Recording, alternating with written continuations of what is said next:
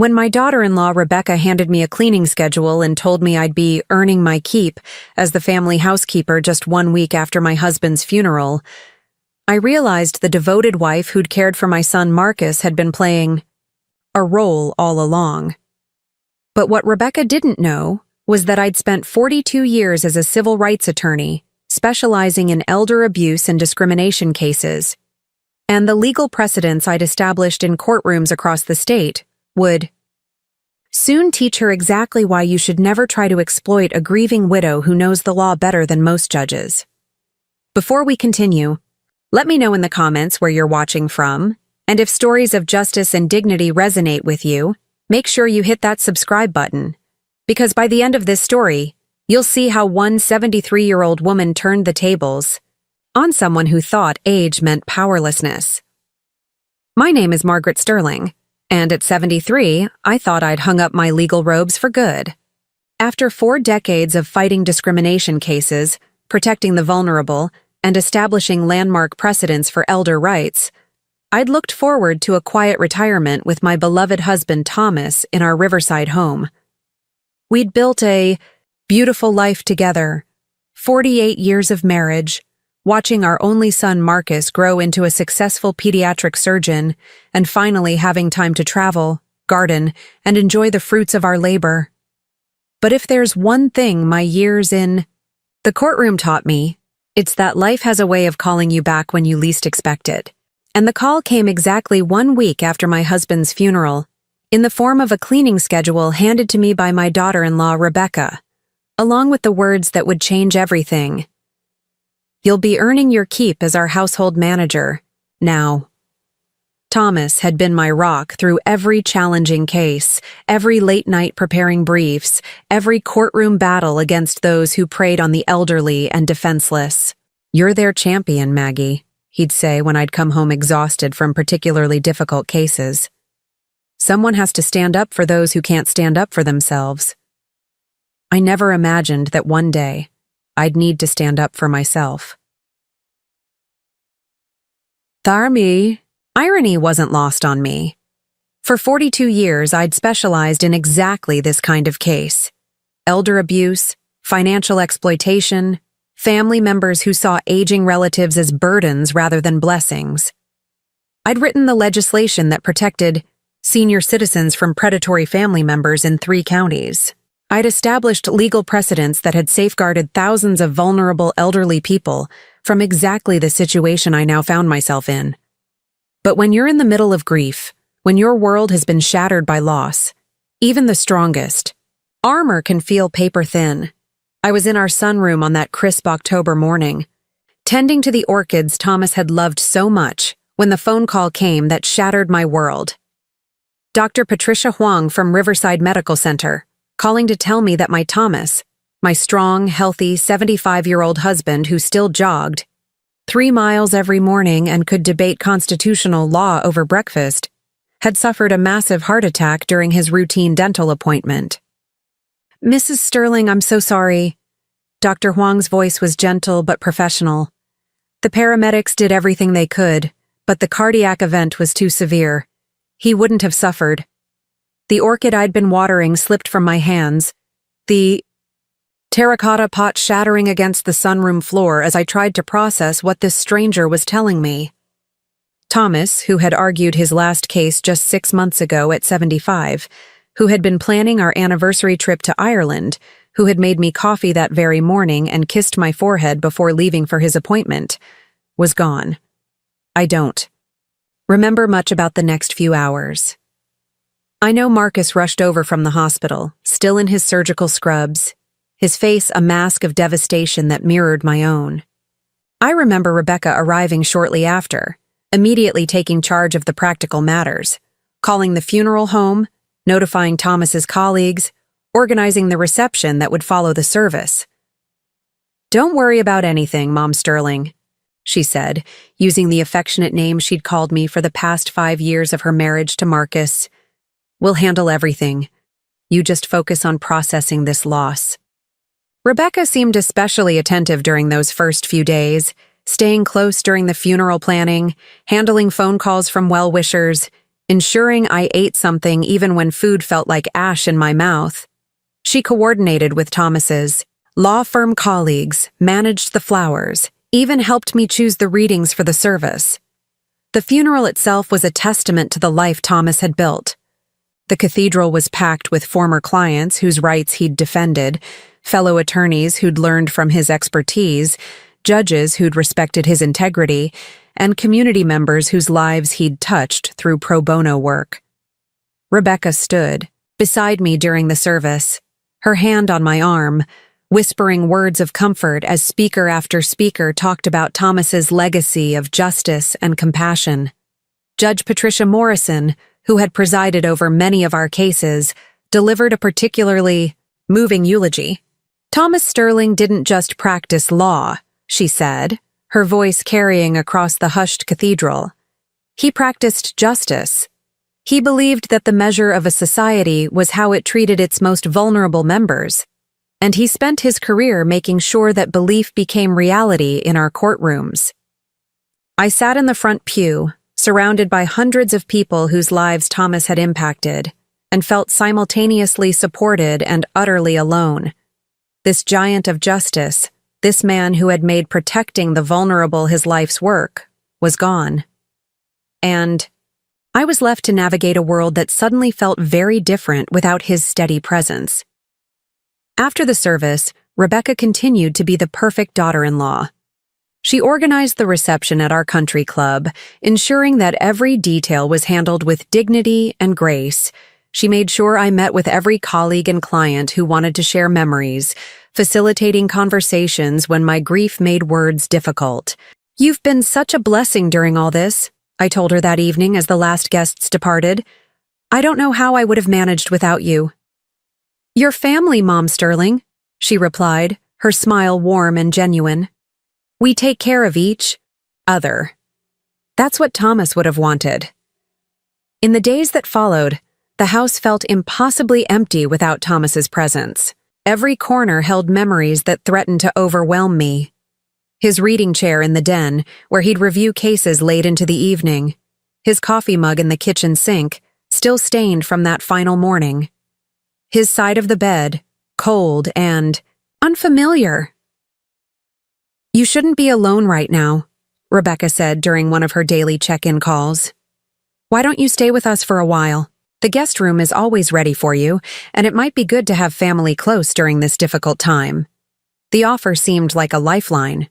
Marcus and Rebecca lived in a beautiful colonial home in Oakmont, one of Riverside's most prestigious neighborhoods.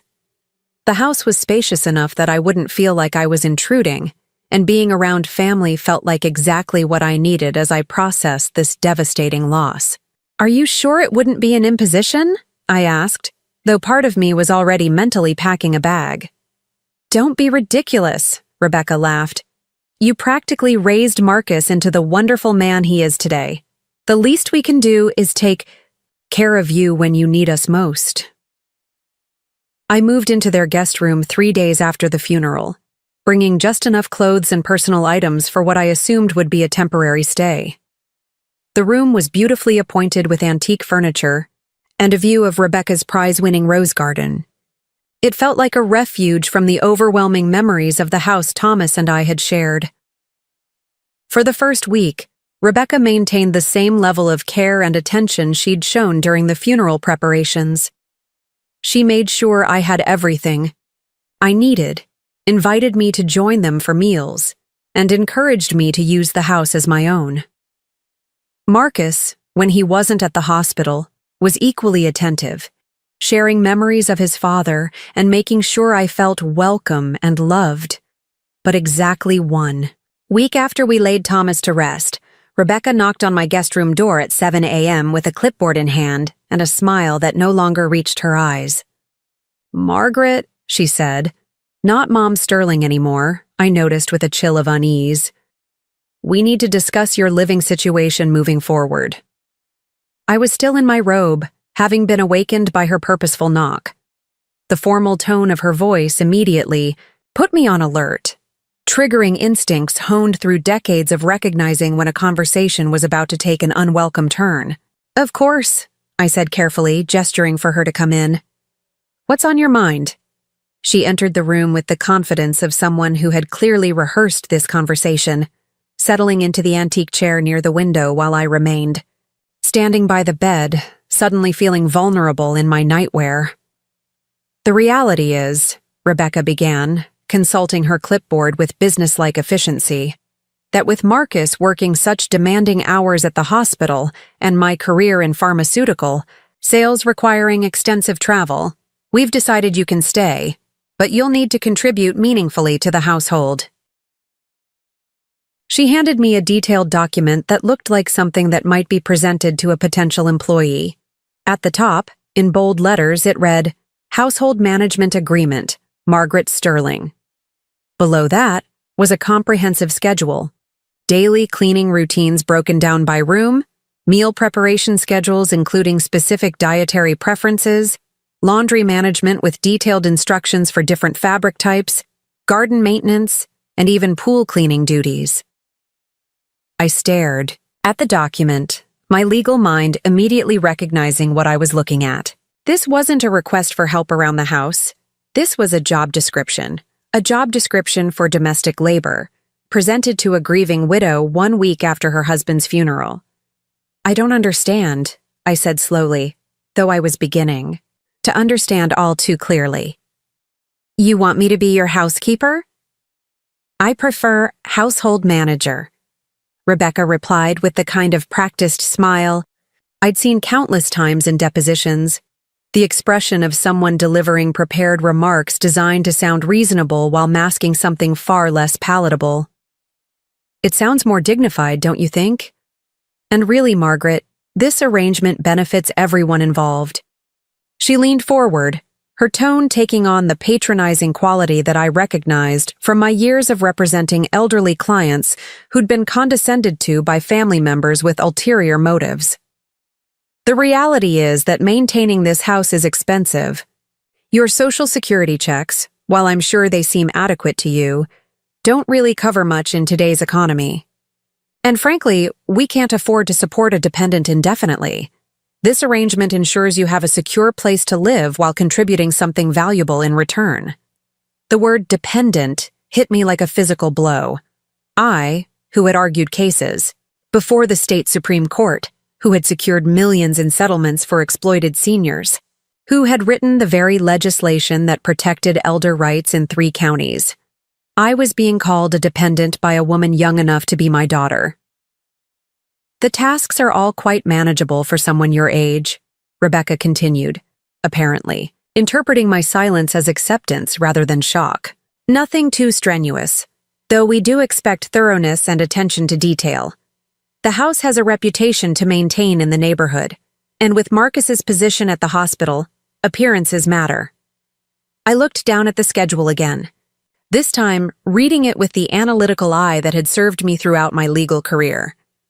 The tasks weren't just comprehensive, they were deliberately demeaning, scrubbing floors by hand when there was a perfectly good mop available, cleaning baseboards with a toothbrush, washing all windows inside and out, despite my arthritis, maintaining the pool area, which required heavy lifting and chemicals that could be dangerous for someone my age. This wasn't about household help. This was about establishing dominance, about reducing a grieving widow to servitude, about making me so grateful for shelter that I'd accept any humiliation rather than risk homelessness. What does Marcus think about this arrangement? I asked carefully, my voice steady despite the rage building in my chest. Rebecca's smile turned sharp, revealing the calculation that had been lurking beneath her facade of care. Marcus agrees completely. He's been worried about the financial burden of caring for an aging parent, especially given your limited resources. This way, you're contributing rather than just existing as a drain on our household budget. Just existing. As if my entire life's work, my decades of service to the community, my recent devastating loss meant nothing. As if I were merely a burden to be managed rather than a family member to be cherished during one of the most difficult periods of my life. I've also taken the liberty of researching what live-in household managers typically earn in this area, Rebecca continued, pulling another sheet from her clipboard. The going rate is about $800 per month, plus room and board. Quite generous, really, considering your lack of formal experience in domestic service. $800 a month. For what she was describing, a full-time, live-in domestic position, with responsibilities that would consume virtually every waking hour, the local minimum wage for similar work would have been at least $2,500 per month. She wasn't offering me employment. She was offering me exploitation dressed up as charity. "I'll need an answer by tomorrow morning," Rebecca said, standing to leave with the air of someone who considered the matter settled. The first task on your schedule is preparing breakfast for 7 a.m. sharp. I prefer my eggs Benedict with the hollandaise made from scratch. There's a recipe card in the kitchen. Marcus likes his coffee at exactly 185 degrees, and you'll find a thermometer in the drawer next to the stove. She paused at the door, her hand on the knob, and delivered what was clearly meant to be the final word on the subject. "Oh, and Margaret? I think it goes without saying that this arrangement is contingent on your performance meeting our standards. We're offering you a home and purpose at a time when many women your age find themselves quite alone and unnecessary. I trust you'll appreciate the opportunity we're providing." As the door closed behind her with a soft click that somehow sounded final, I sat down hard on the edge of the bed, my hands shaking as I held the household management agreement that would essentially reduce me to indentured servitude in my own son's home. But as the initial shock began to fade, something else started to take its place. Something Rebecca had badly miscalculated in her assessment of the broken-down widow she thought she was manipulating. I pulled out my phone and scrolled through my contacts until I found the name I was looking for: Jennifer Walsh, my former law partner who now ran our firm's elder advocacy division. My fingers were steady as I typed, "Jen, I may need to come out of retirement. I think I'm being targeted for exploitation. Can we meet?" Her response came within minutes. "Margaret, whatever you need, if someone's trying to take advantage of you after Thomas's death, they picked the wrong attorney to mess with. Coffee tomorrow at 9? I looked at the cleaning schedule again, this time not as a victim, but as the civil rights attorney who had built her career dismantling exactly this kind of systematic abuse. Rebecca wanted me to be her household manager? Fine. But she was about to learn that Margaret Sterling didn't just manage households. She managed courtrooms, legal precedents, and the complete destruction of anyone foolish enough to exploit the vulnerable. Tomorrow morning, I would make her eggs Benedict with hollandaise from scratch and coffee at precisely 185 degrees. But I would also begin building the legal case that would not only restore my dignity, but establish new protections for every grieving senior who found themselves in similar circumstances. The game Rebecca thought she was winning had just acquired a new set of rules. And in this game, the house always belongs to the lawyer. The next morning arrived with the cruel punctuality that only crisis seems to possess. My internal clock, honed by decades of early morning court appearances, woke me at 5:30 a.m., giving me 90 minutes to prepare breakfast that would meet Rebecca's exacting standards while I processed the magnitude of what was happening to my life. I stood in my guest room, my servants' quarters now apparently, and made a conscious decision about how to approach this day. In my 42 years of legal practice, I'd learned that the most effective strategy when dealing with an adversary was often to let them reveal the full extent of their intentions before mounting any defense. Rebecca thought she was dealing with a helpless widow. I would let her continue thinking that while I gathered intelligence about exactly what kind of operation she was running, the kitchen was a marvel of modern efficiency: granite countertops, professional-grade appliances, and every gadget a serious cook could want. Under different circumstances, I might have enjoyed working in such a space. But as I stood there at 6 a.m., reading the detailed recipe card Rebecca had left for eggs Benedict, I felt the weight of every deliberate humiliation she'd built into this arrangement. The hollandaise sauce required constant whisking and precise temperature control, a technique designed to keep me tied to the stove for the better part of an hour. The coffee thermometer had been placed prominently on the counter with a note. Marcus's coffee must be exactly 185 degrees. Use the thermometer every time. Even the placement of dishes had been specified. Serve on the Royal Albert china. Margaret. We'll find it in the upper cabinet. Reach carefully. Everything calculated to remind me of my new position in this household. But as I began the methodical process of preparing breakfast, muscle memory from a different kind of morning routine kicked in. For 4 decades, I'd started each day by reviewing case files, organizing evidence, and preparing for battle in courtrooms across the state. This morning felt no different, except that instead of preparing to defend others, I was gathering intelligence for my own case. My mind wandered back to how I'd built my reputation as one of the state's most formidable civil rights attorneys. It hadn't happened overnight. Like most women entering law in the early 1980s, I'd faced skepticism, condescension, and outright discrimination that would make Rebecca's current behavior seem like amateur hour. I remembered my first major case, representing Mrs. Helen Adamson, an 81-year-old widow whose son and daughter-in-law had convinced her to sign over power of attorney, then systematically looted her savings account while forcing her to work, as their unpaid domestic help. The case had every element that would become my specialty: family exploitation, elder abuse, and the assumption that age made someone powerless. The opposing counsel had been a prestigious firm representing the son, a successful businessman who presented himself as a devoted child, caring for his aging mother. They'd painted Mrs. Adamson as confused, senile, and prone to making accusations when her memory failed her.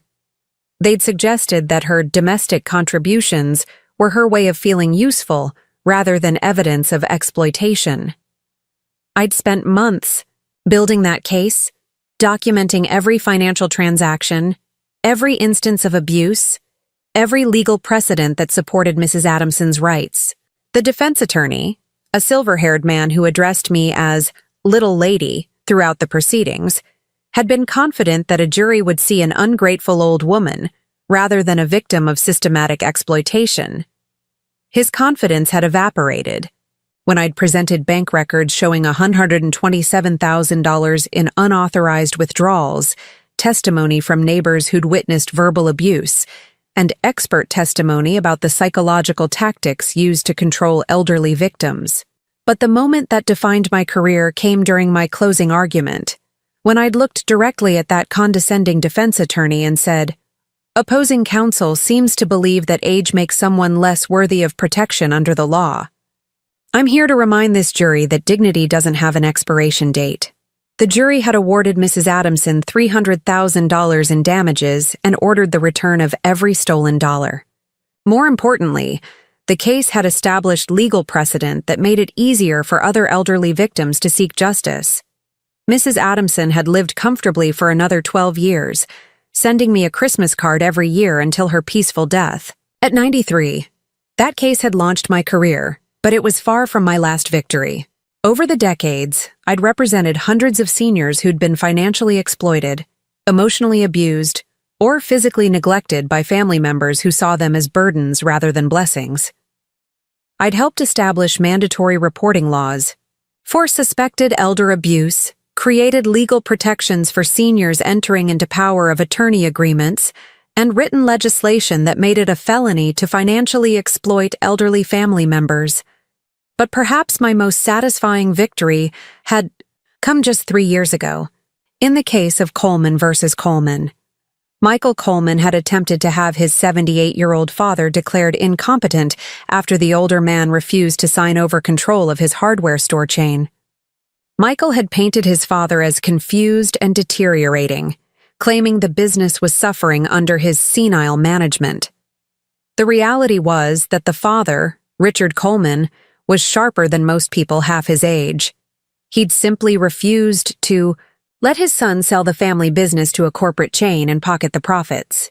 Michael had retaliated by filing for guardianship, moving his father into his home, and beginning a campaign of psychological manipulation designed to break the old man's will.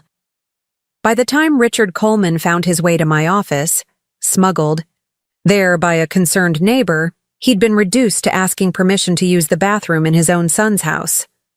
The bruises on his arms told a story that complemented the financial records I'd uncovered, showing Michael had already begun transferring business assets to shell companies. That case had taken 18 months to resolve, but the outcome had been devastating for Michael Coleman. Not only had I successfully defended his father's competency and business ownership, but I'd also convinced the district attorney to file criminal charges for elder abuse and financial exploitation. Michael Coleman had ended up serving 2 years in state prison, while his father had enjoyed 5 more years of running his business before selling it on his own terms to the employees who'd helped him build it. These memories flooded back as I whisked hollandaise sauce at Rebecca's granite counter, reminding me of who I was beneath the grief and vulnerability that had made me an easy target. I wasn't just Margaret Sterling, the broken widow. I was Margaret Sterling Esquire, the attorney who had made a career out of dismantling exactly the kind of scheme Rebecca was attempting to run on me. The irony was almost amusing. Of all the elderly widows Rebecca could have chosen to exploit, she'd picked the one person in the state with the specific expertise and track record to destroy her. Marcus appeared in the kitchen at 6:45, already dressed in his surgical scrubs, looking tired and distracted. For a moment, seeing my son in his professional attire, I felt a surge of the maternal pride that had carried me through his childhood, his medical school years, and his rise to become one of the city's most respected pediatric surgeons. "Good morning, Mom," he said, using the simple title that had always been enough before Rebecca's influence. "You're up early." "Rebecca asked me to prepare breakfast," I said carefully, watching his face for any sign that he understood the implications of that request. "Oh." He looked uncomfortable, glancing toward the hallway where Rebecca's voice could be heard on a phone call. "Yeah, she mentioned something about you helping out around the house. I think it's good for you to have something to focus on, you know? Staying busy helps with grief." The casual way he dismissed what was happening, as if exploiting his recently widowed mother was simply grief therapy, told me everything I needed to know about how Rebecca had framed this arrangement. She'd convinced him that reducing me to domestic servitude was actually beneficial for my mental health. "Marcus," I said gently, "do you remember when you were 12 and that boy Kevin Patterson was bullying the younger kids at school?" He looked puzzled by the apparent change of subject. "Yeah, I remember. You told me that sometimes bullies pick on people they think can't fight back, and that it was my responsibility to speak up for those who couldn't speak up for themselves. Do you remember what you did?" I reported him to the principal. "Got him suspended for a week?" Marcus smiled at the memory.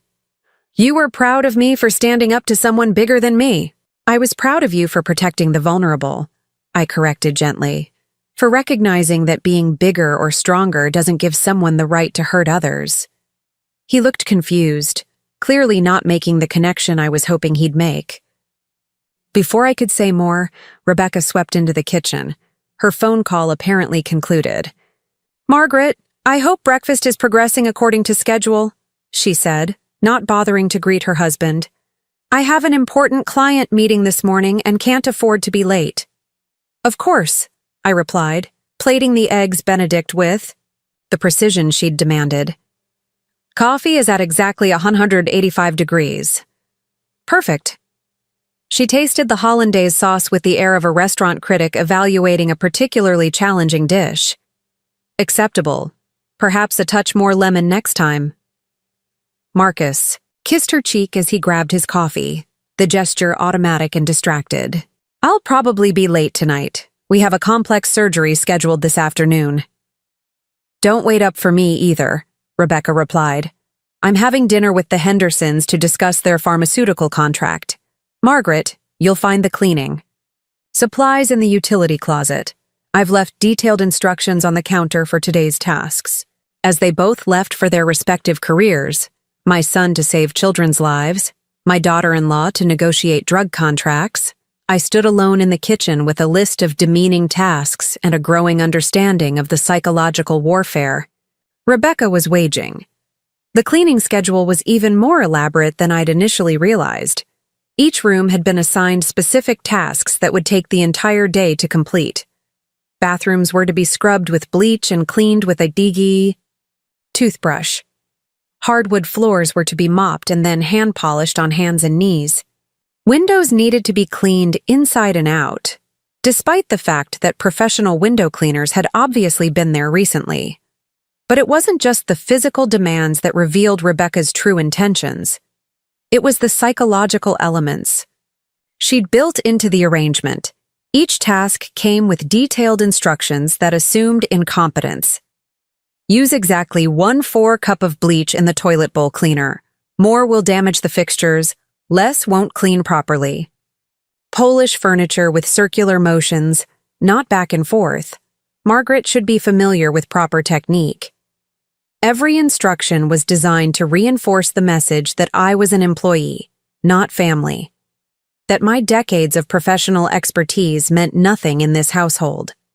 That I should be grateful for the opportunity to serve rather than expecting to be served in my time of grief. As I began the systematic humiliation Rebecca had planned for my day, I found myself thinking about the psychological profile I'd developed over the years for people who exploited elderly family members.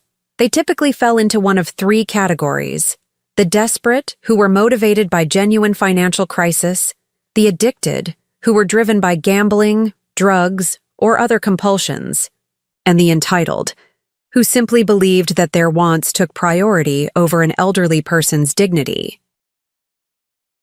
Rebecca clearly fell into the 3rd category. This wasn't about money.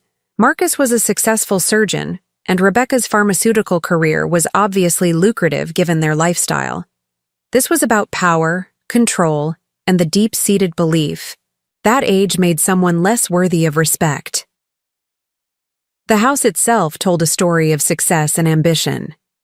Every piece of furniture, every carefully chosen artwork, every meticulously maintained detail spoke of people who cared deeply about appearances and status. But as I cleaned each room according to Rebecca's specifications, I began to notice things that suggested a different story. The master bedroom contained evidence of separate sleeping arrangements, his and hers everything, from alarm clocks to reading lights. The walk-in closet revealed a massive collection of designer clothes with tags still attached, suggesting spending that prioritized appearance over practicality. Most telling were the multiple credit card statements I found while dusting Rebecca's home office. Statements that revealed balances suggesting their lifestyle might be more financially precarious than it appeared. But it was in Marcus's study that I found the most revealing evidence of what was really happening in this household. Medical journals were mixed with financial planning books, suggesting my son was concerned about money in ways he'd never been before. A notebook on his desk contained calculations, mortgage payments, insurance premiums, retirement projections, all in handwriting that revealed stress and worry. On his computer desk, partially hidden under other papers, I found a brochure for Sunset Manor, an assisted living facility across town. The brochure was well thumbed, with handwritten notes in the margins about costs and availability. Notes that included my name. Rebecca hadn't just decided to exploit me as domestic help. She'd been planning to remove me from their home entirely, sending me to institutional care while presumably maintaining control over any assets I might have. The domestic servitude wasn't the endgame.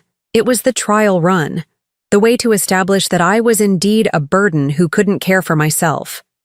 The manipulation was breathtaking in its scope. By reducing me to a domestic servant, Rebecca was building a narrative that I was declining, possibly incompetent, certainly incapable of independent living. The assisted living facility would be presented as a kind gesture, a way to ensure I received proper care while relieving Marcus of the burden of housing his aging mother. As I stood in my son's study, holding evidence of a plan to dispose of me like an unwanted piece of furniture, I felt the last vestiges of my grief-induced vulnerability burn away in the face of cold, professional rage. I pulled out my phone and called Jennifer Walsh. "Margaret!" Jennifer's voice was warm with concern. "I've been thinking about you since your message yesterday. Are you okay?" "Jen, I need to move up our coffee meeting. Can you meet me at Riverside Diner at 1 p.m. today?" "Of course. What's going on?" "I'm being systematically exploited by my daughter-in-law, and I have reason to believe she's planning to have me declared incompetent and institutionalized. I need to know what legal options I have." There was a long pause before Jennifer responded, and when she did, her voice carried the steel that had made her one of the state's most effective elder advocates. "Margaret, are you somewhere safe right now?" "Safe, but not secure. I'm gathering evidence, but I need professional consultation before I make any moves. Bring everything you've found. And Margaret, if someone is doing this to you, to Margaret, Sterling, then we're not just talking about personal justice. We're talking about sending a message that will protect every elderly person in this state." After hanging up, I continued my assigned cleaning tasks, but now with a different purpose. Every demeaning instruction Rebecca had left, every calculated humiliation, every piece of evidence that revealed her true intentions, I documented it all. By noon, I had photographed the assisted living brochure, the financial calculations, the credit card statements, and the cleaning schedule that would have made a Victorian-era servant blush. I had a detailed timeline of Rebecca's behavior since Thomas's death, including her strategic kindness during the funeral, followed by the immediate pivot to exploitation. Most importantly, I had my professional instincts fully awakened and focused, on the kind of case I'd built my career dismantling. As I prepared to leave for my meeting with Jennifer, I looked around the house that Rebecca thought she controlled. She'd made the classic mistake that every opponent I'd faced in court had made. She'd underestimated her adversary. Rebecca saw a grief-stricken widow who could be manipulated and controlled. She had no idea she was dealing with the attorney, who had written the legal playbook for prosecuting exactly the crimes she was committing. The game was about to change, and Margaret Sterling was back in play. Before I tell you about the legal war that was about to unfold, you need to understand what Rebecca was truly trying to destroy. This wasn't just about reducing me to domestic servitude. It was about obliterating the foundation of love, respect, and dignity that Thomas and I had spent 48 years building together, and that had shaped our son Marcus into the man he'd become before Rebecca's influence began to poison everything we held sacred. The Riverside Diner sat on the corner of Main and Elm, unchanged from the day Thomas had first brought me there on our second date in 1975. The red vinyl booths, the black and white checkered floor, the jukebox that still played songs from the 1950s. It was a time capsule of simpler values, where a handshake meant something and family bonds were considered sacred. I arrived 15 minutes early, clutching a manila folder that contained the evidence I'd gathered during my morning of domestic servitude.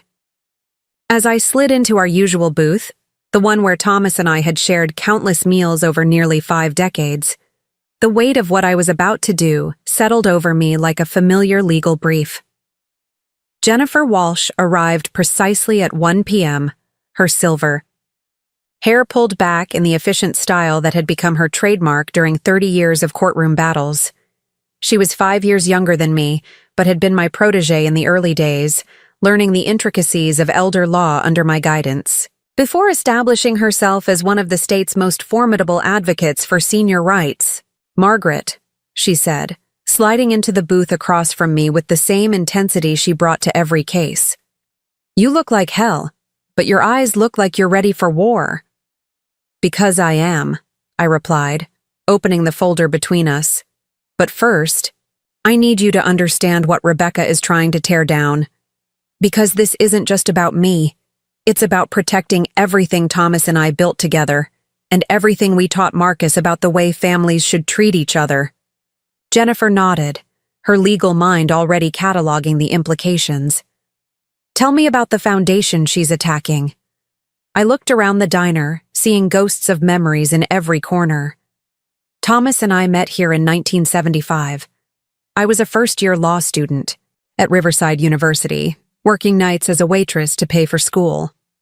He was a young public defender, already making a name for himself by taking on cases other lawyers wouldn't touch because the clients couldn't pay. The memory was as vivid as if it had happened yesterday. Thomas had come in every Tuesday evening for what he called his thinking dinner, a way to decompress from particularly difficult cases while reviewing files for the next day. He always ordered the same thing: meatloaf, mashed potatoes, and coffee black. He always left a $20 tip on a $7 check because he knew most of the waitresses were students struggling to make ends meet. He was different from anyone I'd ever met, I told Jennifer, watching her take notes with the thoroughness that had made our partnership so effective years ago. At a time when most male lawyers saw women in law school as novelties at best and threats at worst, Thomas treated me like an equal colleague from day one. It had taken 3 months of Tuesday dinners before Thomas worked up the courage to ask me out properly. When he did, his proposal was characteristic of the man he was. "Margaret, I've been coming here every week hoping to talk with you about something other than the weather and the daily specials. Would you consider having dinner with me somewhere that serves food I haven't memorized?" Our first real date had been at Giuseppe's, a tiny Italian restaurant that was already ancient when we discovered it. Thomas had been nervous, spilling wine on his tie and apologizing profusely, until I'd laughed and told him that any man who left $20 tips for $7 meals was someone I wanted to know better. He asked me why I'd chosen law. I continued, lost in the memory. Most people assumed I was looking for a husband with good prospects, or that I was some kind of militant feminist making a statement. But Thomas just listened when I told him about my grandmother. My grandmother, Rose Kowalski, had been widowed at 68 when my grandfather died in a factory accident. She'd spent her entire adult life as a housewife and mother, had never worked outside the home, had never even had a checking account in her own name. When Grandpa died, she'd discovered that their son, my Uncle Walter, had been systematically stealing from their savings account for years, leaving her with almost nothing. Uncle Walter convinced everyone that Grandma was getting senile, that she was imagining things when she accused him of theft, I told Jennifer.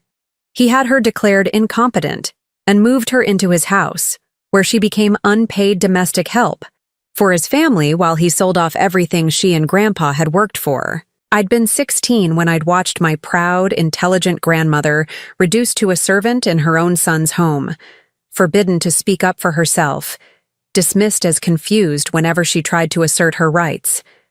She'd died 2 years later, broken and humiliated, while Uncle Walter inherited what little remained of her estate. That's when I knew I wanted to be a lawyer, I said. Thomas understood immediately. He didn't try to talk me out of it or suggest I focus on family law or some other appropriate specialty for women. He said, "The law should protect people like your grandmother. If it doesn't, then lawyers like us need to make it better." Lawyers like us. From the very beginning, Thomas had seen our relationship as a partnership of equals working toward common goals. We'd married in 1977. In a small ceremony at the same church where we'd eventually hold his funeral 46 years later. Thomas had insisted on writing his own vows, promising not just to love and honor me, but to support my career ambitions and work alongside me to make the law more just for those who couldn't fight for themselves. He kept that promise for 48 years, I told Jennifer, my voice steady despite the emotions threatening to overwhelm me. When I decided to specialize in elder law, he restructured his own practice to complement mine. When I needed to work late preparing for trials, he learned to cook so I'd have decent meals when I got home. When clients couldn't afford to pay, he took on extra pro bono work so we could afford to take cases that mattered. Our partnership had been extraordinary, both professionally and personally. Thomas had been my legal consultant on every major case, the one who helped me see angles I might have missed, who role-played opposing arguments to help me prepare for court. His own practice had focused on criminal defense for the underprivileged, but he'd become nearly as expert in elder law as I was simply through our dinner table discussions about my cases. We had a rule, I continued. Every evening, we'd spend an hour talking about our cases, not as husband and wife, but as colleagues.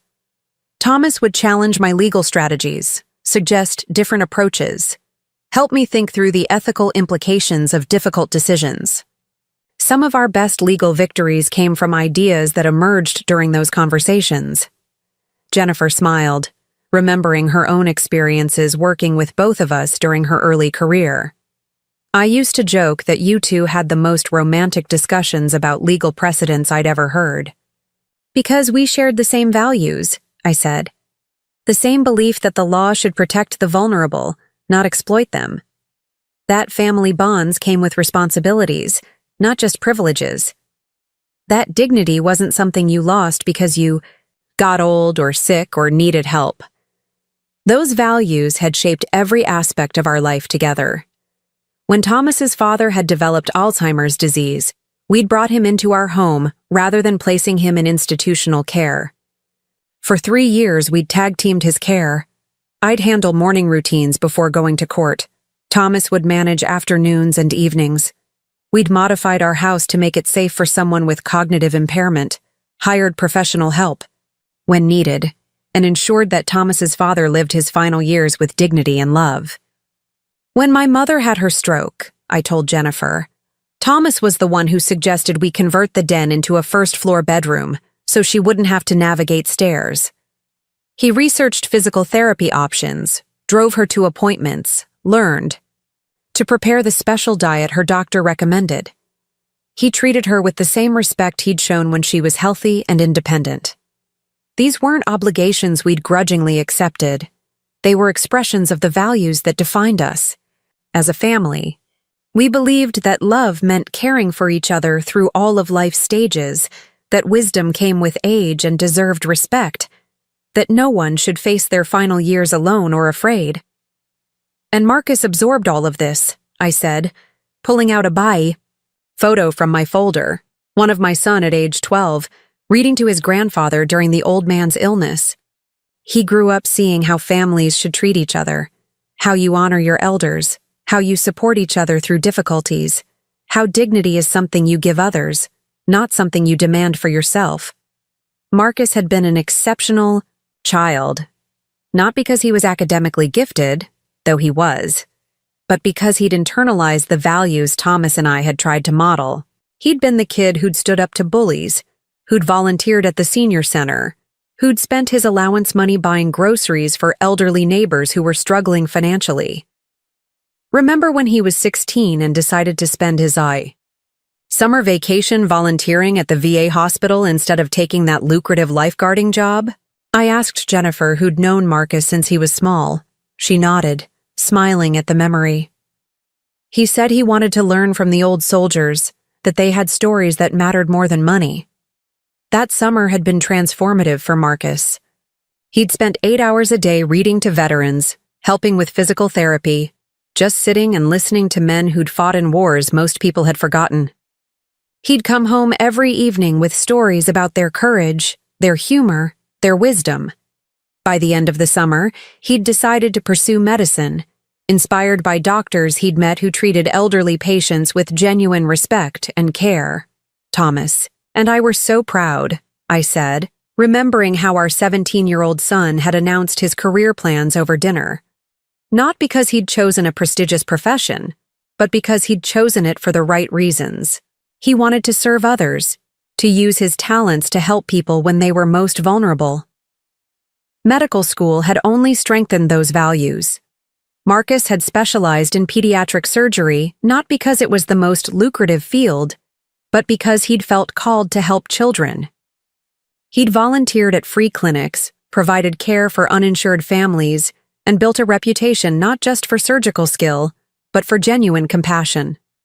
The Marcus who married Rebecca was still that person, I told Jennifer. He was still the man who'd call me every Sunday, who'd spend his vacations helping us with house projects, who'd bring Thomas medical journals because he knew Dad loved staying current with advances in healthcare even after retirement. But then, Rebecca had entered the picture, and everything had begun to change. At first, the changes were subtle, I said, spreading out a timeline I'd created showing the progression of Marcus's transformation. Rebecca started by simply being present at family gatherings, contributing to conversations, seeming genuinely interested in our family traditions. But gradually, she began suggesting modifications. The modifications had seemed reasonable at first. Instead of our traditional Christmas Eve dinner at home, why not try the new restaurant everyone was talking about? Instead of our usual summer vacation at the lake cottage we'd rented for 20 years, why not explore somewhere more exotic? Instead of quiet Sunday dinners where we'd share news and discuss current events, why not invite other couples so Marcus could expand his professional network? Each change was presented as an improvement, I explained. A way to enhance our traditions, rather than replace them. Rebecca was brilliant at making her suggestions seem like upgrades rather than fundamental alterations to who we were as a family. But the cumulative effect had been devastating. Our intimate family gatherings became networking opportunities. Our relaxed conversations about life and values became strategic discussions about career advancement and social positioning. Our focus on service and compassion gradually gave way to emphasis on success and status. I watched my son slowly disappear, I told Jennifer, my voice heavy with the grief that had nothing to do with death and everything to do with loss of connection. The Marcus who'd spent Thanksgiving serving meals at the homeless shelter started spending holidays at country club events. The son who'd called me for advice about ethical dilemmas at work stopped calling altogether unless Rebecca was orchestrating the conversation. Thomas had noticed the changes too, but his approach had been characteristically patient. People grow and change when they get married, he'd said during one of our evening conversations about our concern for Marcus. Rebecca makes him happy, and maybe we need to trust that he knows what he wants from life. But Thomas's patience had been tested when Marcus had announced that he was too busy to help with his grandfather's care during the old man's final illness. Rebecca thinks we should consider professional assistance, Marcus had said, unable to meet his father's eyes. It's really too much for you and Mom to handle alone. Professional assistance. As if caring for family was a burden to be outsourced rather than a privilege to be shared. That's when Thomas first expressed real concern, I told Jennifer. He said Rebecca was optimizing the heart out of our family. Treating relationships like business arrangements to be managed rather than bonds to be cherished. It had come when Thomas had been diagnosed with the heart condition that would eventually kill him. Marcus, who should have been our primary support during that frightening time, had been mysteriously unavailable for most medical appointments, unable to take time off work, too committed to professional obligations to help navigate the complex medical decisions we were facing. Rebecca had convinced him that his career couldn't afford interruptions, I said, remembering the anguish in Thomas's eyes when Marcus had missed the consultation with the cardiologist who'd outlined treatment options. She'd made him believe that professional success was more important than family loyalty. By the time Thomas died, the foundation of values and love that had defined our family for nearly 50 years had been systematically undermined. The son who'd once spent his vacation time caring for veterans had become someone who couldn't take an afternoon off to support his parents through a medical crisis. And now, I told Jennifer, pulling out the cleaning schedule and assisted living brochure that represented the final assault on everything we'd built, Rebecca is trying to erase the last evidence that our family ever stood for anything meaningful. Jennifer had been taking notes throughout my narrative, but now she looked up with the expression I remembered from our most challenging cases, the look of an advocate who'd found her cause. Margaret, what Rebecca is doing isn't just elder abuse, it's cultural genocide. She's trying to destroy a way of life, a set of values, a model of how families should function, and she's using your son as the weapon to do it. I nodded, feeling the weight of that truth. The question is, can we stop her? Can we restore not just my dignity, but the foundation she spent 8 years destroying? Jennifer closed her notebook and leaned forward with the intensity that had made her legendary in courtrooms across the state. Margaret, I've been waiting my entire career for a case like this. Not just because it's you, though that makes it personal, but because this is bigger than one family's dysfunction. This is about establishing legal protections for elderly people who are being systematically manipulated and exploited by family members who should be their greatest advocates. She pulled out her phone and began scrolling through contacts. I'm calling in every favor I have. We're going to assemble a legal team that will make this case a landmark precedent for elder protection. And Margaret? Yes? We're going to do more than restore your dignity. We're going to create a legal framework that ensures no other family ever has to watch their values and traditions be destroyed by someone who sees elderly relatives as inconveniences to be managed rather than treasures to be protected. As I sat in that diner where Thomas and I had shared our first conversation about justice and protecting the vulnerable, I felt something I hadn't experienced since his death. Hope. Not just for my own situation, but for the possibility that our life's work together could continue, that the values we'd fought to protect could be preserved for future generations. Rebecca thought she was dealing with a broken widow. She had no idea she was about to face the combined legal might of every attorney who'd ever believed that dignity, respect, and family love were worth fighting for. The foundation she'd tried to destroy was about to become the bedrock for her own legal destruction. To understand how Rebecca managed to infiltrate and ultimately destroy our family's foundation, you need to know exactly how she entered our world and why we trusted her so completely. The most dangerous predators are those who study their prey, who understand exactly what their victims value most, and who present themselves as the perfect embodiment of those very values. Rebecca wasn't just a gold digger looking for financial security. She was a psychological manipulator who had turned the art of deception into a science. I returned to Marcus and Rebecca's house that afternoon with my mind buzzing from the strategic planning session with Jennifer, but also with a new understanding of how thoroughly I'd been played from the very beginning. As I walked through their front door, using the key Rebecca had pointedly given me along with instructions to use the service entrance in the future, I carried myself like the defeated widow she expected to see.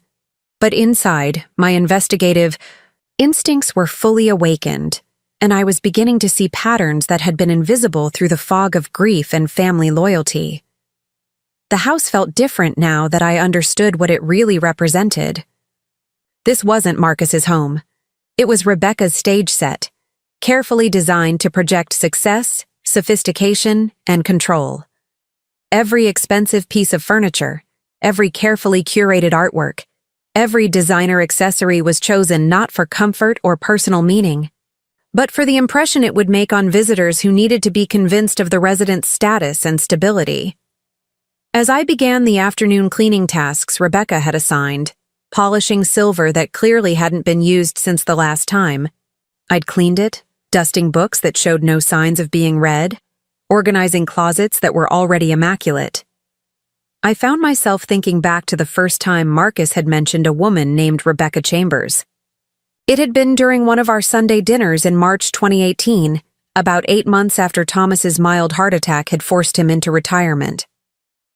I met someone interesting at the hospital fundraiser last week, Marcus had said, his tone carefully, casual in the way that told me this was anything but a casual mention.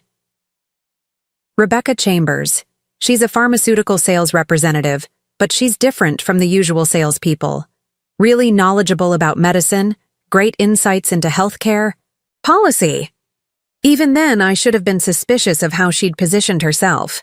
Rebecca hadn't approached Marcus as a romantic prospect. She'd presented herself as a professional equal, someone whose expertise complemented his medical knowledge. For a man who'd spent his career being pursued by women attracted to his status. As a successful surgeon, meeting someone who seemed interested in his mind rather than his paycheck must have been incredibly appealing. She has some fascinating ideas about pharmaceutical research ethics, Marcus had continued, warming to his subject. We ended up talking for 2 hours about conflicts of interest in medical research.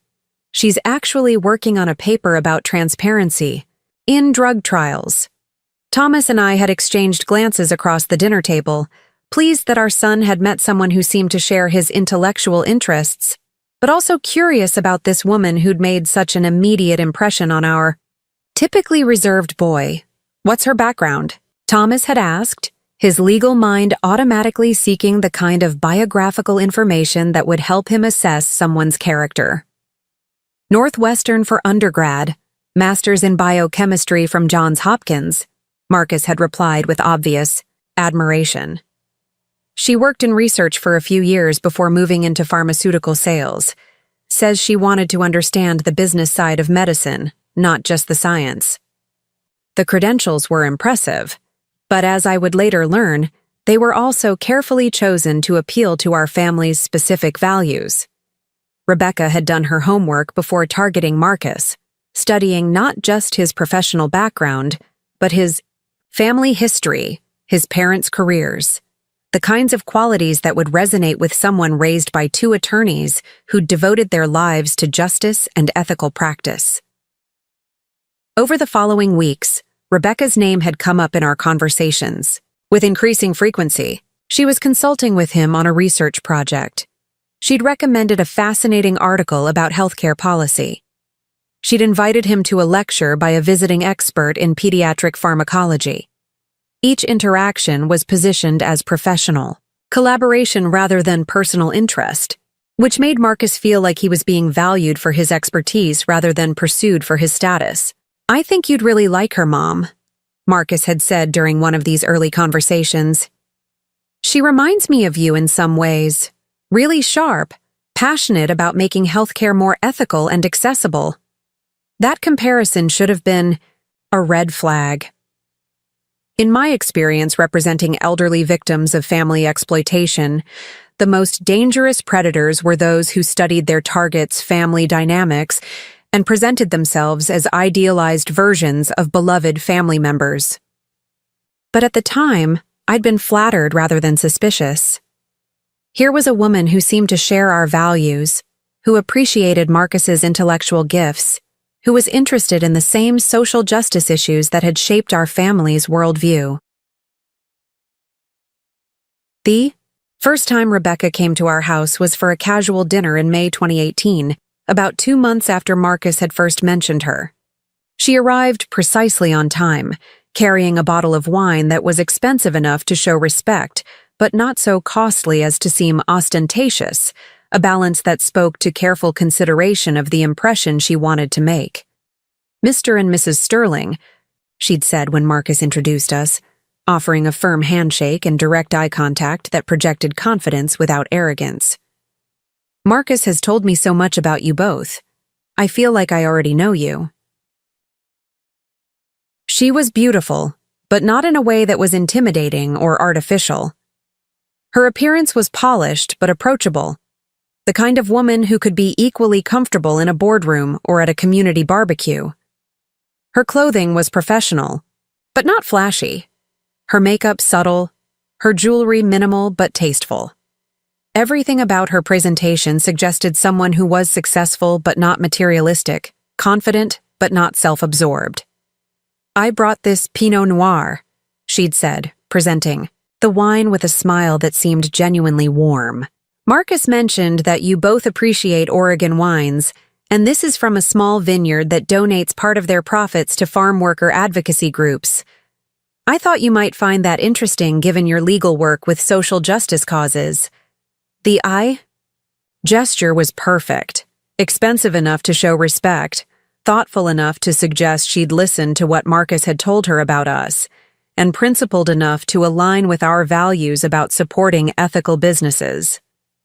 Looking back, I can see how carefully calculated it was, but at the time, it seemed like genuine consideration from someone who wanted to make a good impression on her boyfriend's parents. During dinner, Rebecca demonstrated an encyclopedic knowledge of our family history that went far beyond what Marcus would have shared in casual conversation. She knew about Thomas's most famous cases, asked informed questions about my work in elder law, and showed familiarity with our published articles and legal writings that suggested she'd done extensive research. "I read your piece on power of attorney abuse in the State Bar Journal," she told me over the main course. "Your argument about requiring independent legal representation for elderly principals was brilliant. Has there been any movement on implementing those recommendations legislatively?" The question showed not just that she'd read my work, but that she understood its implications and current relevance. For someone who'd spent her career writing legal articles that most people outside the profession ignored, having a young woman show genuine interest in my ideas was incredibly flattering. "I actually have some thoughts about how pharmaceutical companies could support elder advocacy," Rebecca had continued. "There are some interesting models from Europe where drug companies fund independent patient advocacy programs. I'd love to get your input on whether something like that could work here." She'd managed to position herself as someone who not only appreciated my expertise, but who might be able to help advance the causes I cared about.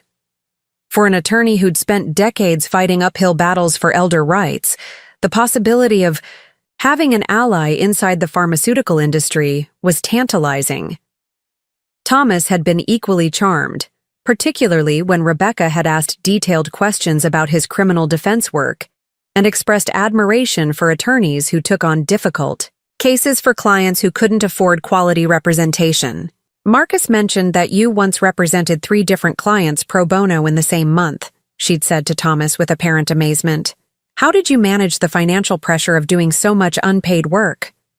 "You do what you have to do when justice is at stake," Thomas had replied, but I could see he was pleased by her recognition of the sacrifices he'd made throughout his career. "That's exactly the kind of principle I hope to bring to pharmaceutical sales," Rebecca had said earnestly. "Too many sales reps just push the most expensive drugs regardless of whether they're the best option for patients. I want to build relationships with doctors who prioritize patient outcomes over profit margins." By the end of that first evening, both Thomas and I had been thoroughly impressed. Here was a young woman who seemed to embody everything we'd tried to teach Marcus about integrity, social responsibility, and using professional success to benefit others. She was intelligent without being condescending, successful without being materialistic, and genuinely interested in making a positive impact on the world. "I like her," Thomas had said after Marcus and Rebecca left that evening. "She's got substance. And did you see how she looked at Marcus? That's not infatuation. That's genuine respect and affection." I'd agreed completely. The way Rebecca had interacted with our son during dinner had seemed perfect, supportive without being possessive, interested in his work without being clingy, contributing to conversations without dominating them.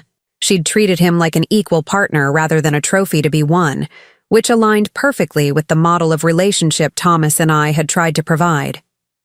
Over the following months, Rebecca had become a regular presence in our lives, and every interaction had reinforced our positive first impression. She'd attended Marcus's medical conference presentation and asked thoughtful questions that showed she'd understood the technical content. She'd volunteered to help organize our annual fundraiser for the Legal Aid Clinic, bringing professional event planning skills that elevated the entire production. She'd even joined us for Thomas's birthday celebration, bringing a gift that was both personal and meaningful. A first edition copy of To Kill a Mockingbird, because Marcus had mentioned it was Thomas's favorite novel. She's perfect for him. I'd confided to Jennifer during one of our regular coffee meetings that summer. Smart enough to challenge him intellectually, principled enough to support his values, successful enough that he knows she's not just interested in his money. Jennifer had raised an eyebrow at my enthusiasm. "She sounds almost too good to be true. Have you done any background checking?" "Jennifer," I'd laughed. "She's not a litigation opponent. She's Marcus's girlfriend. Besides, what would I check? She's exactly who she says she is." That conversation had taken place in August 2018, exactly 3 months before Rebecca would convince Marcus to propose, and almost 5 years before she would hand me a cleaning schedule and tell me I'd be earning my keep as their household servant. If only I'd listened to Jennifer's instincts instead of dismissing them as professional paranoia. Because as I would eventually discover, Rebecca was indeed too good to be. True, every conversation we'd had, every interest she'd expressed, every value she'd claimed to share, it had all been performance, carefully crafted after extensive research into our family background and designed to make her seem like the perfect addition to our family. The pharmaceutical research ethics she'd discussed so knowledgeably, she'd memorized talking points from industry publications, the interest in elder law advocacy. She'd studied my published articles and learned enough terminology to sound informed. The admiration for Thomas's pro bono work, she'd researched his most famous cases and crafted responses that would appeal to his sense of pride and purpose. Most insidiously, she'd used our own values against us, because Thomas and I had raised Marcus to believe in giving people the benefit of the doubt, to look for the good in others, to trust until given reason not to trust. We'd been predisposed to accept Rebecca at face value. Our commitment to seeing the best in people had made us vulnerable to someone who specialized in presenting a false version of best that was designed to manipulate rather than reveal. As I polished Rebecca's already spotless silver service that afternoon, I thought about all the warning signs I'd missed or dismissed. The way she'd always seemed to have exactly the right opinion on every topic we discussed. The way her interests had aligned perfectly with our family's values without ever revealing any genuine passion or personal history behind those interests. The way she'd inserted herself into our family traditions without ever sharing any meaningful traditions of her own. "Where is Rebecca's family?" Thomas had asked Marcus during one of our Sunday dinners about 6 months into their relationship. "We'd love to meet her parents, her siblings, learn more about where she comes from." "Her parents live in Seattle," Marcus had replied vaguely. "They're both retired, pretty private people. Rebecca says they're not much for big family gatherings." I should have pressed for more details. In my legal work, I'd learned that people who were vague about their family backgrounds were often hiding something significant. But Rebecca had been so charming, so apparently perfect for Marcus, that I'd accepted the explanation without question. Looking back now, I could see that Rebecca had deliberately kept her personal history mysterious while encouraging us to share every detail of our family's story, our values, our traditions, our relationships. She'd been gathering intelligence while revealing nothing meaningful about herself, a classic manipulation tactic that I should have recognized if I hadn't been so emotionally invested in wanting Marcus to find happiness. The engagement had come. In February 2019, almost exactly a year after they'd first met, Marcus had proposed during a weekend trip to wine country, presenting Rebecca with a ring that must have cost 3 months of his salary, far more than the modest solitaire Thomas had given me 42 years earlier, but exactly the kind of gesture that would appeal to someone who measured love by its financial expression. "I know it's fast," Marcus had said when he'd called to share the news. "But when you know someone is right for you, why wait? Rebecca makes me want to be a better person." That phrase, "makes me want to be a better person," should have been another warning sign. The Marcus we'd raised was already committed to being the best person he could be. The fact that he felt he needed to improve himself to be worthy of Rebecca suggested that she'd been subtly undermining his self-confidence while positioning herself as the solution to inadequacies he'd never known he had. But again, I'd been so happy for Marcus's happiness that I'd ignored the implications. Thomas and I had congratulated him enthusiastically, hosted an engagement party, and begun planning for the wedding that would formally bring Rebecca into our family. The wedding itself, in June 2019, had been Rebecca's masterpiece of manipulation disguised as celebration. She'd convinced Marcus that they needed a significant ceremony befitting his professional status, which had translated into a guest list of 200 people, most of whom were Rebecca's professional contacts rather than family friends. The venue had been the most exclusive country club in the state. The catering had cost more than many people's annual salaries, and every detail had been designed to project success and sophistication rather than love and commitment. "It's important," For Marcus's career that we make the right impression, Rebecca had explained when I'd gently questioned the elaborate expense. The medical community pays attention to these things. A cheap wedding would suggest that Marcus isn't successful enough to provide properly for his wife. I should have challenged that logic. Thomas and I had been married in a simple church ceremony, followed by a reception in my parents' backyard, and somehow his legal career had thrived despite our modest celebration.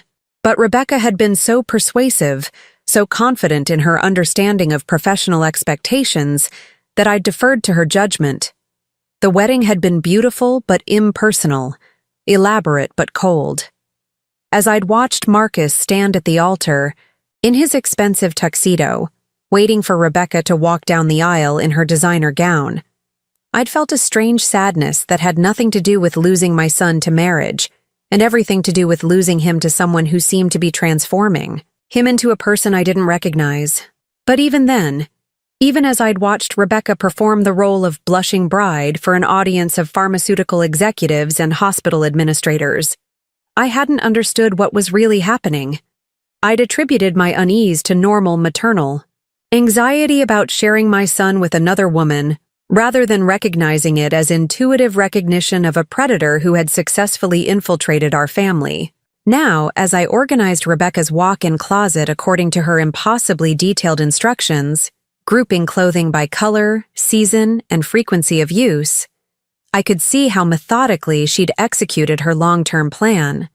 The beautiful young woman, who'd charmed us with her apparent shared values, had been studying us like a scientist studying lab rats, learning exactly what buttons to push to get the responses she wanted. The threat hadn't emerged all at once. It had been introduced gradually, systematically, with each boundary crossed so subtly that we'd adapted to the new normal without recognizing how far we'd strayed from our original values. By the time Rebecca handed me that cleaning schedule and told me I'd be earning my keep as their domestic servant, she'd already spent 5 years training our family to accept her authority, her priorities, her definition of what mattered. But she'd made one crucial mistake in her assessment of her targets. She'd seen Thomas and me as elderly marks to be manipulated, but she'd failed to understand that we weren't just retired lawyers. We were attorneys who'd spent our careers recognizing and dismantling exactly the kind of systematic exploitation she was attempting to implement.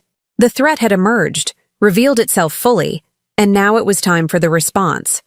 Rebecca had chosen to play a game she didn't understand against opponents whose expertise she'd completely underestimated. The hunter was about to become the hunted. The deterioration of my situation accelerated rapidly over the following weeks, but so did my preparation for the legal battle that would not only restore my dignity, but establish protections for elderly people across the entire state. Rebecca, emboldened by what she perceived as my complete submission, began implementing increasingly demeaning demands while simultaneously accelerating her timeline for having me declared incompetent and institutionalized. What she didn't realize was that every new humiliation, every additional piece of evidence of her systematic abuse, was being meticulously documented by an attorney who had spent 4 decades perfecting the art of building ironclad cases against people exactly like her. The morning routine Rebecca had established for me was designed to break down any remaining sense of personal dignity. I was required to be in the kitchen by 5:30 a.m. to begin preparing elaborate breakfasts that took nearly 2 hours to complete. The specifications were deliberately complex and changed daily. Eggs Benedict one morning, Belgian waffles with fresh fruit compote the next, full English breakfast complete with homemade sausage and blood pudding the day after that. Each meal came with detailed instructions written in Rebecca's precise handwriting, instructions that were designed more to establish dominance than to ensure culinary success. The hollandaise must be the perfect consistency, not too thick, not too thin, read one typical note. If it breaks, start over. I cannot tolerate imperfection in my household management. Coffee must be precisely 185 degrees. Use the thermometer every time. Marcus's productivity depends on proper caffeine delivery. All dishes must be hand-washed and dried immediately after the meal. The dishwasher is not appropriate for fine china and crystal. But it wasn't just the cooking that revealed Rebecca's psychological warfare. It was the systematic erasure of my identity as a family member. She had instituted a series of rules that were clearly designed to establish master-servant dynamics. I was to address her as Ms. Chambers at all times, never speak unless spoken to during meals, eat my own meals standing in the kitchen rather than sitting at the table, and wear the gray uniform she'd purchased to maintain appropriate household standards. The uniform was perhaps the most calculated humiliation. It was deliberately old-fashioned, a gray dress with white collar and cuffs, complete with an apron that tied in the back and a small cap that I was required to pin to my hair. It was the kind of costume you might see in a period drama about Victorian servants, designed to make absolutely clear that I was not family, not a guest, but hired help whose status was defined by my clothing. I think it's important to maintain clear boundaries, Rebecca had explained when she'd presented me with 3 identical uniforms on a Monday morning. This way, everyone understands the household hierarchy. It eliminates confusion about roles and expectations. The psychological impact was devastating. Each morning, as I put on that uniform, I felt pieces of my professional identity, my personal dignity, my sense of worth as a human being stripped away. Rebecca had calculated that the daily ritual of dressing like a servant would eventually convince me that I truly was nothing more than domestic help, grateful for shelter and dependent on her charity. What she hadn't calculated was that Margaret Sterling had spent 42 years putting on professional uniforms, business suits, judicial robes, formal court attire, that reminded her daily of her power, her expertise, her ability to fight for justice. I understood the psychology of clothing as identity, which meant I also understood how to resist its effects. Each morning, as I fastened the buttons on that demeaning gray dress, I reminded myself that I was wearing a costume for the most important performance of my legal career. Marcus, meanwhile, seemed to be living in a parallel universe where his mother's degradation was somehow evidence of family harmony. Rebecca had convinced him that my domestic contributions were therapeutic, that staying busy was helping me process grief, that having purpose and structure was exactly what elderly people needed to maintain their mental health. "You seem to be adjusting well to the arrangement, Mom," he'd said one morning as I served his breakfast wearing the servant's uniform, apparently oblivious to the humiliation inherent in the scene. "Rebecca was worried you might resist having more structure in your life, but you've really embraced the opportunity to contribute." The way he'd been programmed to reframe my exploitation as opportunity, my servitude as therapy, my humiliation as adjustment was perhaps the most heartbreaking aspect of Rebecca's manipulation. She hadn't just targeted me, she'd systematically rewired my son's moral compass until he could witness elder abuse without recognizing it as abuse. But Rebecca's confidence in her control had made her sloppy about hiding evidence of her larger scheme. As I performed my assigned cleaning duties, always wearing the uniform, always maintaining the appearance of grateful servitude, I continued, gathering documentation that revealed the stunning scope of her long-term planning. In her home office, while dusting her desk according to her detailed instructions, I discovered a folder labeled Future Planning that contained documents that made my blood run cold. There were brochures for 3 different assisted living facilities, each with handwritten notes comparing costs, admission requirements, and policies regarding family visitation. There were printouts of articles about having elderly relatives declared incompetent, with key passages highlighted in yellow marker. Most damning was a legal consultation fee receipt from a law firm that specialized in elder guardianship proceedings. But the document that revealed the true scope of Rebecca's criminal intentions was a handwritten timeline, apparently her master. Plan for disposing of me while gaining control of any assets I might possess. The timeline was methodical, calculated, and breathtaking in its cruelty. Phase 1, Weeks 1-4. Establish domestic arrangement. Document any signs of confusion, forgetfulness, or inability to care for self. Create paper trail showing dependency and declining capabilities. Phase 2, weeks 5 to 8. Increase responsibilities and complexity of tasks. Document failures, accidents, or incidents that suggest incompetence. Begin discussing concerns about safety with Marcus. Phase 3, weeks 9 to 12. Consult with elder care attorney about guardianship proceedings. Arrange competency evaluation with sympathetic physician. Prepare institutional placement. I was currently in week 3 of phase 1, which meant I had approximately 9 weeks before Rebecca planned to have me declared incompetent and permanently institutionalized. But more importantly, I now had documentary evidence of premeditated elder abuse, conspiracy to commit guardianship fraud, and systematic exploitation of a vulnerable adult, crimes that carried significant criminal penalties in addition to civil liability. My evening meetings with Jennifer Walsh had evolved into full-scale war planning sessions. We'd assembled a legal team that included 2 elder law specialists, a criminal prosecutor who'd agreed to consult on potential charges, a forensic accountant who was analyzing Rebecca's financial records, and a private investigator who was conducting background research that was revealing disturbing patterns in Rebecca's history. Margaret, what we're uncovering goes far beyond simple elder abuse, Jennifer had told me during our most recent strategy session. Rebecca Chambers has a history of targeting successful older men, ingratiating herself with their families, and positioning herself to inherit significant assets. Marcus isn't her first victim, he's just her most ambitious target.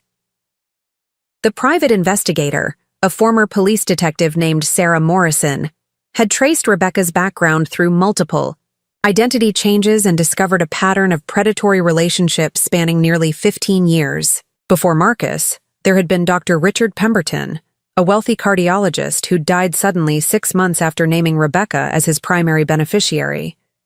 Before him, there had been James Anderson, a successful pharmaceutical executive who'd suffered a convenient heart attack just weeks before his ex-wife was scheduled to receive a significant settlement in their divorce proceedings. She's not just a gold digger, Sarah had explained.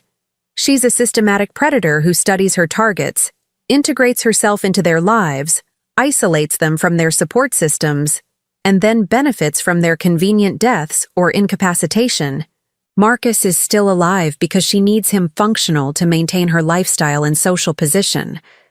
But you, Mrs. Sterling, were always expendable once she gained control of the household.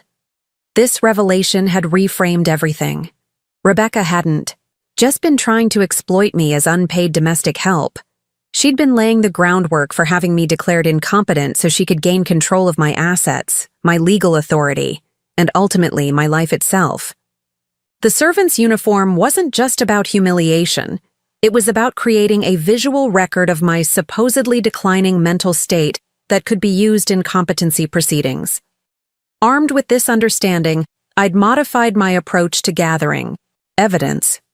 Instead of simply documenting Rebecca's abuse, I began creating detailed records of my own mental acuity, professional capabilities, and complete understanding of what was being done to me. I photographed the timeline and planning documents, recorded conversations where Rebecca made incriminating statements, and compiled a comprehensive portfolio that would demolish any claim that I was incompetent or unable to care for myself. Cetrain's breaking point came during week 4 of Rebecca's timeline, when she decided to accelerate her schedule after what she perceived as evidence of my declining capabilities. I had deliberately made small mistakes in my domestic duties. Slightly overcooked eggs, imperceptibly uneven floor polishing, minimal dust left on a bookshelf, to make her overconfident about my supposedly deteriorating condition. "Margaret, we need to have a serious conversation," Rebecca had said one evening after dismissing me from dinner cleanup duties. "I've been documenting some concerning incidents over the past few weeks, and I think it's time we discussed your long-term care needs." She'd led me to the living room, where Marcus was waiting with an expression of practiced concern that had clearly been coached by his wife. On the coffee table was a folder labeled Mother Sterling Care Assessment, containing what appeared to be a formal evaluation of my mental and physical capabilities. "We've both noticed some troubling signs," Rebecca had begun, consulting her notes with the authority of a medical professional. "Forgetfulness, confusion about simple tasks, difficulty following detailed instructions. Marcus is particularly concerned about the incident with the stove yesterday." The incident she was referring to was a moment when I'd deliberately left a burner on low heat for 30 seconds longer than necessary. Hardly evidence of dementia, but exactly the kind of minor mistake that could be characterized as dangerous if presented properly. "I think it might be time to consider a more structured living environment," Marcus had said, his voice heavy with what appeared to be genuine concern for my welfare. "Somewhere with professional staff who can ensure your safety and provide appropriate stimulation for someone at your stage of life." The way they'd choreographed this intervention, Rebecca documenting evidence of my decline while Marcus delivered the recommendation for institutional care, revealed how thoroughly she'd manipulated him into participating in my disposal. My son, who'd once stood up to bullies protecting children weaker than himself, was now facilitating the systematic abuse of his own mother without recognizing what he was doing. But this was also the moment I'd been preparing for. Instead of responding with the confusion or distress Rebecca was expecting, I'd reached into my purse and pulled out a folder that was significantly thicker than hers. "That's an interesting assessment," I'd said calmly, setting my folder on the table next to hers. "I've been conducting my own evaluation of this household, and I think you'll find my documentation considerably more comprehensive." The change in Rebecca's expression had been immediate and dramatic. The confident authority she'd maintained throughout her presentation had evaporated, replaced by wariness that suggested she was beginning to understand that something had gone very wrong with her carefully laid plans. "I don't understand," Marcus had said, looking between my folder and Rebecca's with genuine confusion. "What your wife has been characterizing as signs of mental decline," I'd explained, opening my folder to reveal photographs, legal documents, recorded conversations, and detailed timelines, are actually evidence of my continuing professional competence as an attorney specializing in exactly the kind of elder abuse that's been perpetrated against me in this household. I'd laid out the evidence methodically, the way I'd presented countless cases in courtrooms across the state. Rebecca's planning documents, her research into guardianship proceedings, her consultation with elder care attorneys, her systematic humiliation designed to establish my supposed incompetence, all of it documented, photographed, and cross-referenced with applicable state and federal laws regarding elder abuse. "Furthermore," I'd continued, "my investigation has revealed that this pattern of behavior isn't isolated to my situation.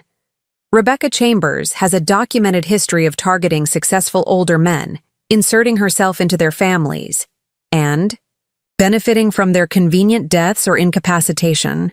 Marcus's face had gone white as I'd presented the evidence about Rebecca's previous victims. The suspicious deaths, the pattern of inheritance that suggested something far more sinister than simple gold digging. "This is ridiculous," Rebecca had said, but her voice lacked conviction, and I could see her mind racing as she tried to calculate damage control options. "You're clearly experiencing paranoid delusions. Marcus, this is exactly the kind of irrational behavior we've been concerned about." "Actually," I'd said, pulling out my phone, "I think we should let the professionals make that determination."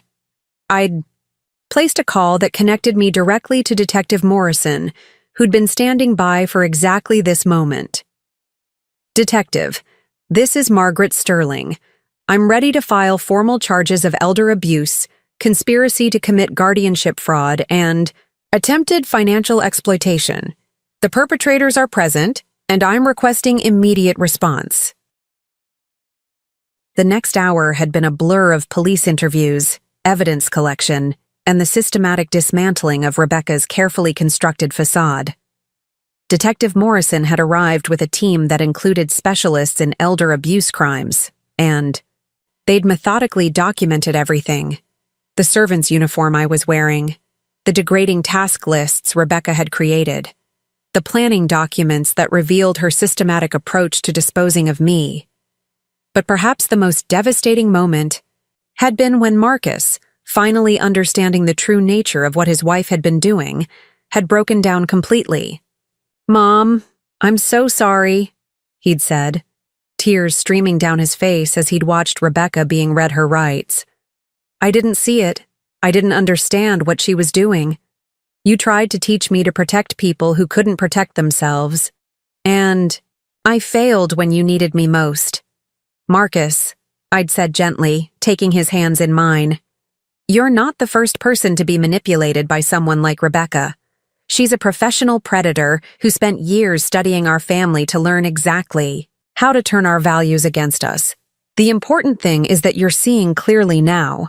Rebecca's arrest had been just the beginning of a legal process that would ultimately establish landmark precedents for elder protection across the state. The charges against her included elder abuse, conspiracy to commit guardianship fraud, identity theft related to her previous victims, and multiple counts of financial exploitation. The evidence was so comprehensive, so meticulously documented, that her defense attorney had immediately begun negotiating for a plea agreement. But I hadn't been interested in plea bargains. This case was about more than just my personal justice. It was about creating legal protections that would prevent other elderly people from facing the systematic exploitation I'd endured. I wanted a trial that would expose Rebecca's methods, establish clear legal precedents, and send a message to anyone who might consider targeting vulnerable seniors.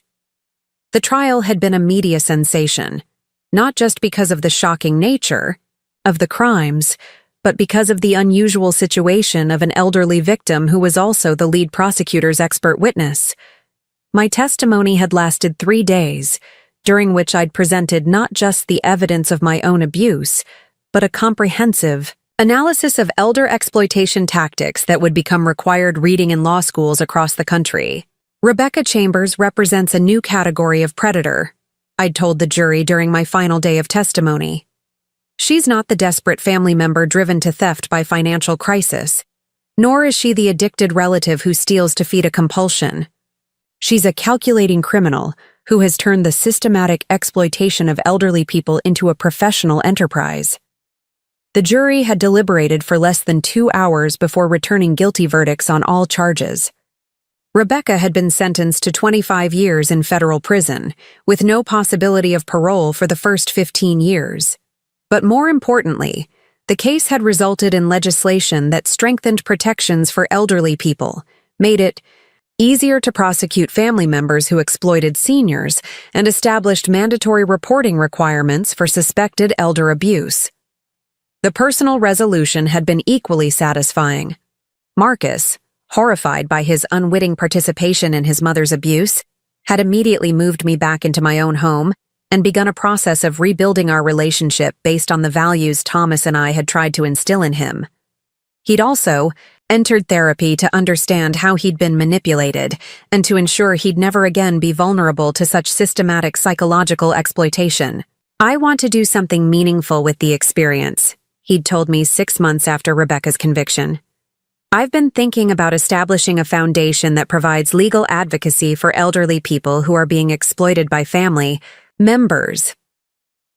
The Marcus Sterling Foundation for Elder Justice had become one of the most effective advocacy organizations in the state, providing free legal representation for seniors facing family exploitation and funding research into the psychological tactics used by predators who target elderly victims. Marcus had also returned to his medical practice with a renewed focus on recognizing signs of elder abuse among his patients, and he'd become a leading advocate for training healthcare professionals to identify and report suspected exploitation. For me, the experience had led to what Jennifer called my second legal career. At 74, I'd become the state's leading expert on elder abuse prosecution, consulting on cases across the country and training law enforcement officers to recognize the sophisticated tactics used by modern predators who target seniors. The case against Rebecca had been featured in legal textbooks, and my approach to documenting systematic abuse had become the standard protocol for elder abuse investigations. But perhaps the most meaningful outcome had been the restoration of my relationship with Marcus and the renewal of our family's commitment to the values Thomas and I had tried to build our lives around. We'd resumed our Sunday dinners, our conversations about justice and protecting the vulnerable, our shared commitment to using our professional skills to benefit others. "Dad would be proud of how you handled Rebecca," Marcus had said during one of these dinners, about a year after the trial. "You turned your own victimization into a way to protect other people. That's exactly the kind of justice work he believed in." "We all did our part," I'd replied. "You found your way back to the values we raised you with. Rebecca thought she could destroy our family's foundation, but she actually ended up strengthening it." The servant's uniform that Rebecca had forced me to wear was now displayed in my office, not as a reminder of humiliation, but as a symbol of the lengths I'd been willing to go to gather evidence and protect other elderly people from similar exploitation. Law students who visited my office often asked about it, and I'd tell them the story of how sometimes the most effective way to fight injustice is to appear powerless while you're actually gathering the tools for your opponent's destruction. Legal advocacy isn't just about courtroom arguments and judicial decisions, I'd explain to these young lawyers. Sometimes it's about understanding your opponent well enough to let them reveal their true nature, gathering evidence while maintaining the appearance of helplessness, and having the patience to build an ironclad case that will protect not just yourself, but everyone who might face similar threats in the future.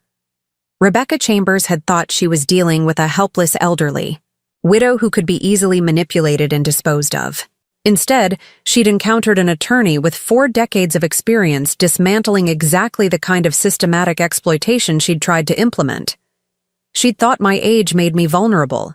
In reality, my experience made me invincible.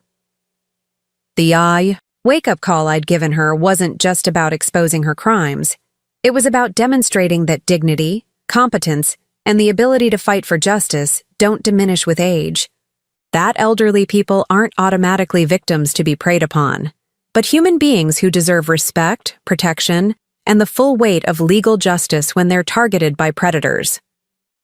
Today, 3 years after Rebecca's conviction, I continue my work advocating for elder rights and training law enforcement officers to recognize sophisticated exploitation schemes.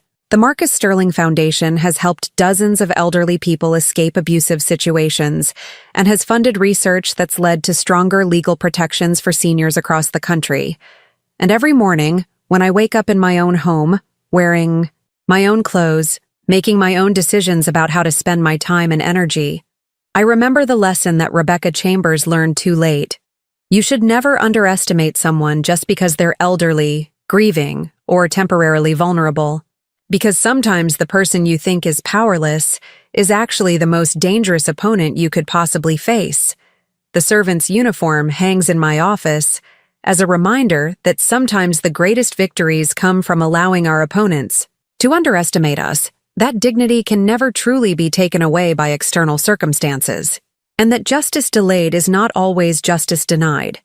Sometimes it's justice being prepared with the thoroughness and precision that ensures it will be complete, devastating, and permanent. Rebecca thought she was giving me a wake-up call about my powerlessness. Instead, I gave her a wake-up call about the consequences of targeting someone who had spent her entire career protecting people like herself. The predator became the prey, the abuser became the convicted criminal, and the supposedly helpless elderly woman became the architect of legal precedents that will protect vulnerable seniors for generations to come. That's what real justice looks like, not just punishment for the guilty, but protection for the innocent, and a clear message to anyone who might consider targeting the vulnerable that they do so at their own peril. The maid became the master of her own destiny, and the supposed servant became the instrument of justice that her oppressor never saw coming.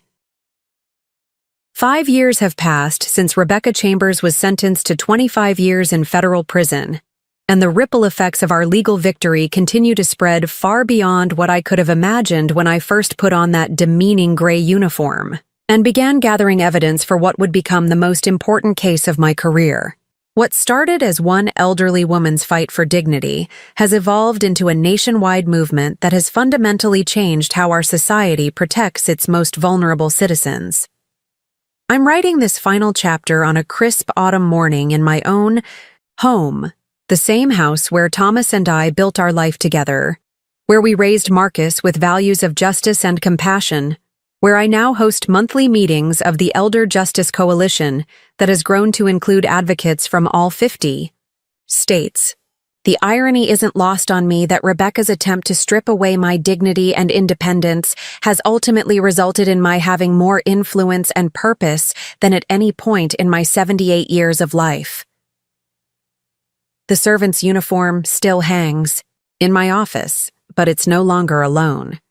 It's now part of a larger display that tells the complete story of elder abuse recognition and prevention, a museum-quality exhibit that includes artifacts from dozens of cases where elderly people were exploited by family members who saw them as inconveniences rather than treasures. Law students, social workers, and law enforcement officers from across the country visit this display as part of their training, learning to recognize the warning signs that might save someone else's life and dignity.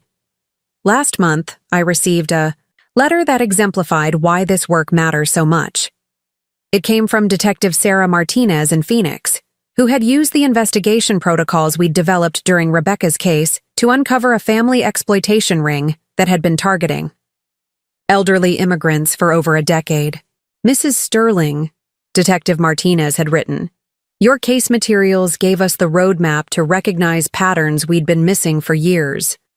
We've now prosecuted 17 family members who were systematically exploiting their elderly relatives, and we've established a specialized elder abuse unit that has already prevented dozens of additional cases.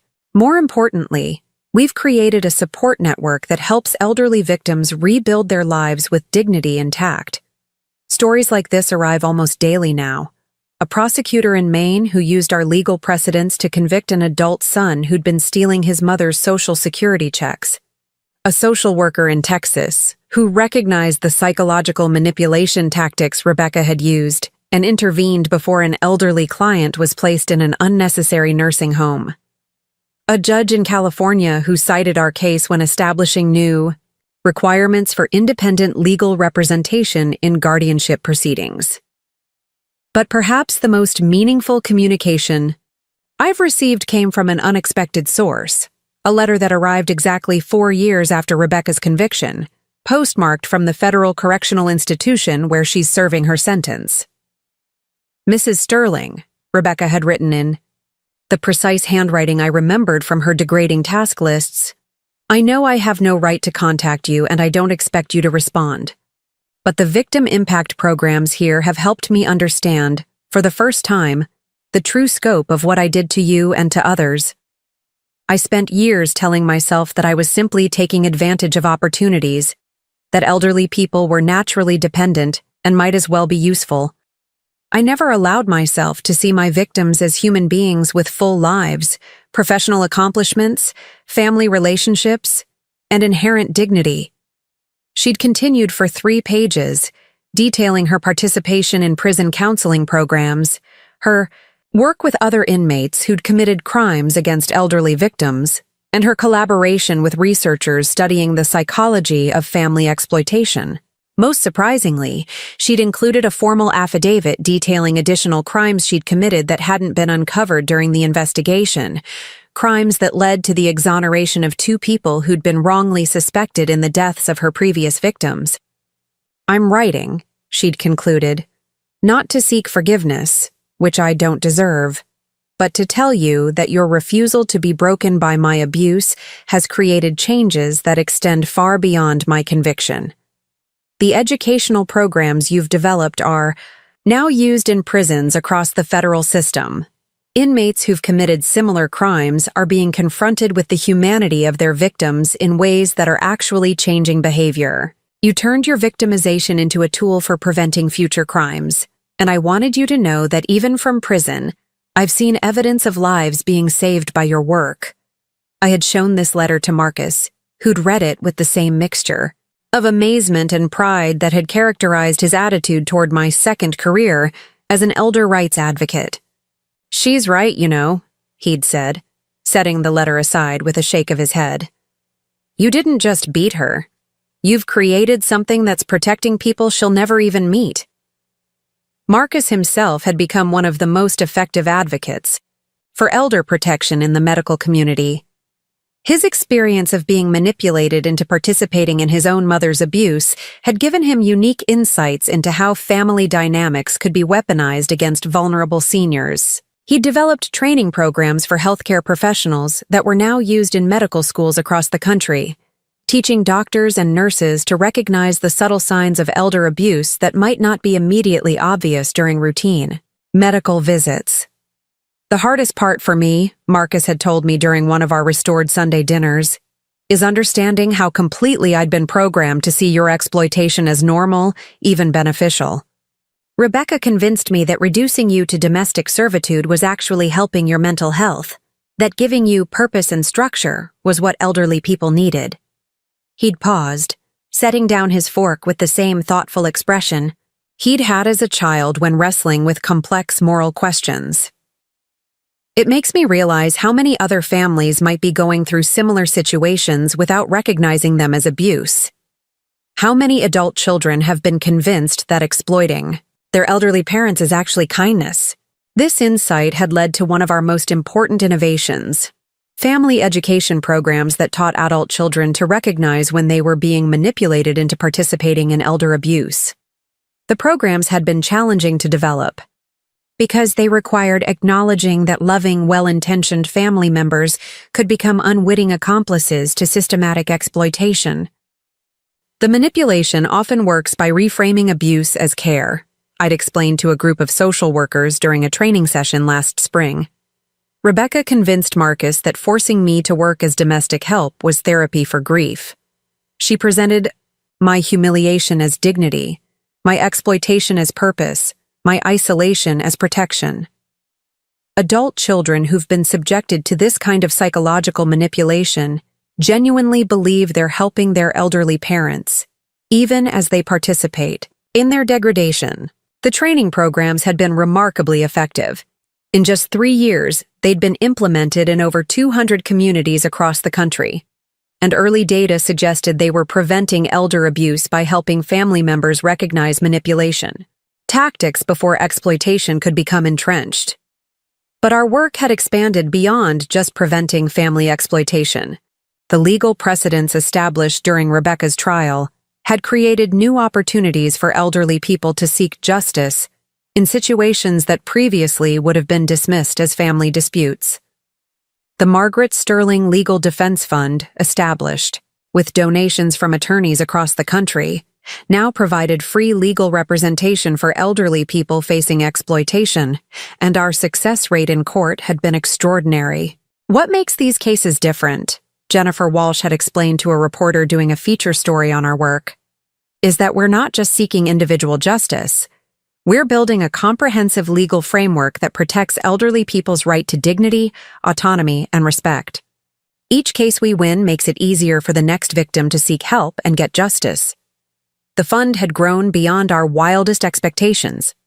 What had started as a small legal aid program had evolved into a national organization with chapters in 37 states. We now employed over 200 attorneys, social workers, and victim advocates, all specializing in different aspects of elder protection. The organization had become largely self-sustaining through a combination of private donations, government grants, and court-awarded attorney fees from successful prosecutions. One of our most innovative programs was the Elder Dignity Restoration Initiative, which focused not just on punishing abusers, but on helping victims rebuild their lives after exploitation. Too many elderly people who escaped abusive situations found themselves isolated, financially devastated, and struggling to regain their sense of self-worth after years of systematic degradation. "Surviving abuse is just the first step," I'd told a congressional committee that was considering federal funding for elder protection programs. "Recovery requires comprehensive support that addresses not just the legal and financial damage, but the psychological impact of being victimized by people who were supposed to love and protect you." The restoration program provided counseling, financial planning, legal advocacy, and perhaps most importantly, community connections that helped elderly survivors rebuild social networks that had been destroyed by their abusers. We'd learned that isolation was both a tool of abuse and a lasting consequence of it, and our most successful interventions focused on reconnecting survivors with purpose, community, and hope. The program had produced remarkable success stories. Eleanor Rodriguez, who'd been financially exploited by her grandson for over 3 years, had not only recovered her stolen assets, but had become a peer counselor helping other elderly victims. Dr. Robert Kim, whose adult children had convinced him he was incompetent and forced him into unnecessary assisted living, had returned to his medical practice and was now helping us develop healthcare protocols for recognizing elder abuse. Margaret Chen, yes, another Margaret, who'd been reduced to unpaid domestic labor by her daughter-in-law, had become a legal advocate specializing in employment law violations against elderly family members. These survivors had become some of our most effective advocates because they understood from personal experience exactly what victims were going through. Their voices carried authority that no outside expert could match, and their success in rebuilding their lives provided hope for new victims who often felt that their situations were hopeless. The international attention our work had received had been unexpected but incredibly valuable. Delegations from 12 countries had visited our programs to learn about American innovations in elder protection, and we'd been invited to share our expertise with the United Nations Commission on Aging. The recognition had brought additional resources and had helped establish similar programs in countries where elder abuse had previously received little legal attention. "What you've accomplished," Dr. Amanda Foster from the World Health Organization had told me during a conference in Geneva, "is creating a model that treats elder abuse not as an inevitable consequence of aging, but as a preventable crime that demands sophisticated legal, social, and psychological intervention." But for all the professional recognition and program expansion, the most meaningful aspect of this work remained deeply personal. Every victim we helped represented someone's mother, father, grandmother, or grandfather, someone who deserved to live their final years with dignity, respect, and love, rather than exploitation and abuse. Last week, I received a call from Thomas Henderson, an 82-year-old retired teacher whose daughter had been systematically stealing from his pension fund, while convincing him that his memory problems made him unable to manage his own finances. Our legal team had not only recovered his stolen money, but had also helped him obtain a competency evaluation that proved his cognitive abilities were completely intact. "Mrs. Sterling," he'd said during our phone conversation, his voice strong and clear, "I want you to know that you've given me my life back. Before your lawyers got involved, I was beginning to believe that maybe I really was losing my mind, that maybe I really was a burden who couldn't take care of himself. Now I'm back in my own apartment, managing my own affairs and volunteering as a literacy tutor. I feel like myself again." These calls came regularly. Elderly people whose dignity had been restored, whose independence had been preserved, whose final years would be spent in security and respect rather than exploitation and fear. Each conversation reminded me why Rebecca's attempt to break my spirit had ultimately failed so completely.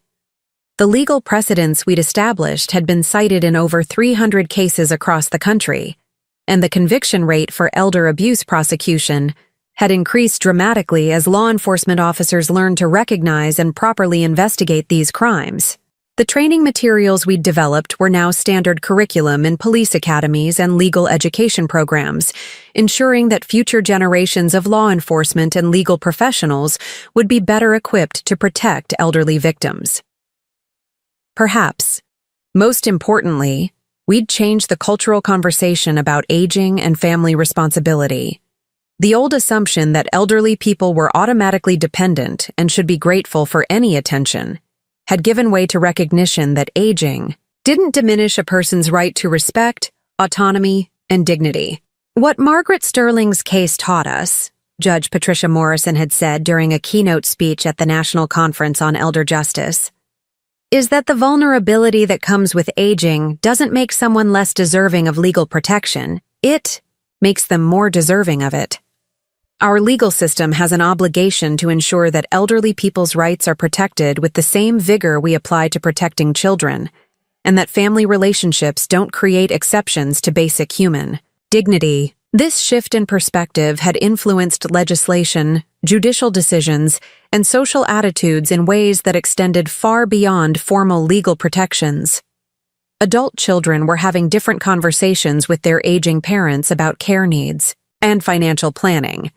Healthcare providers were receiving better training in recognizing abuse. Financial institutions were implementing new protections against exploitation of elderly customers. The ripple effects had even reached into popular culture. Television shows, movies, and books were beginning to portray elderly characters as complex, capable individuals rather than helpless dependents.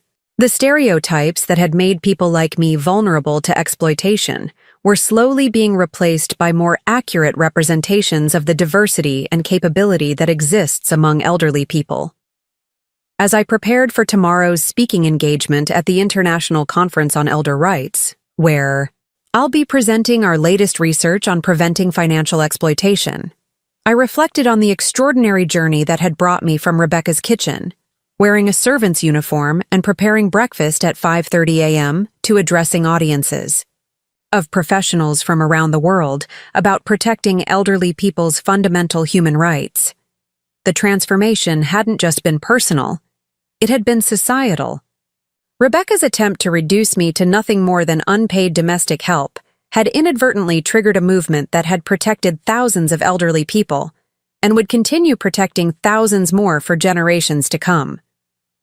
This evening, Marcus and I had dinner together, as we do every Sunday, continuing the tradition that Thomas and I had established 48 years ago and that Rebecca had tried so hard to destroy.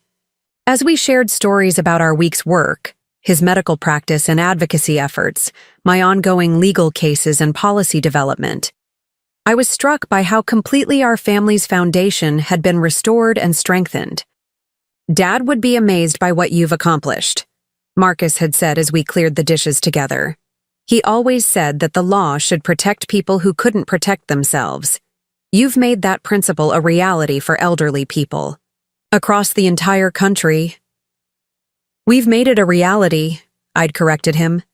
Your work in the medical community, your advocacy for training healthcare professionals, your foundation, all of that has been essential to creating comprehensive protection for elderly people. As I tucked away the dishes in my own kitchen, in my own home, wearing my own comfortable clothes chosen for my own preferences, I thought about the profound truth that had emerged from my experience with Rebecca. Attempts to destroy what is fundamentally good often end up making it stronger, more visible, and more powerful than it was before. Rebecca had seen an elderly widow and assumed vulnerability. She'd seen grief and assumed weakness. She'd seen age and assumed incompetence.